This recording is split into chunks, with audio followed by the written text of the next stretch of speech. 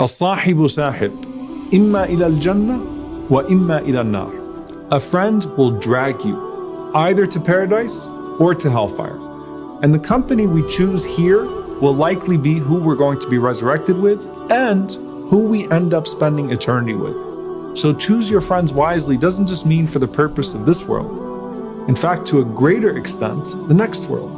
I always marvel at people that do Hajj together, or people that share Ramadan with each other, or people that share some sort of deep religious experience, and they create these bonds that are unlike the bonds of anything else. Because just like loving Allah subhanahu wa ta'ala is not like loving anyone else, loving someone for the sake of Allah is not like loving anyone else for the sake of anything else.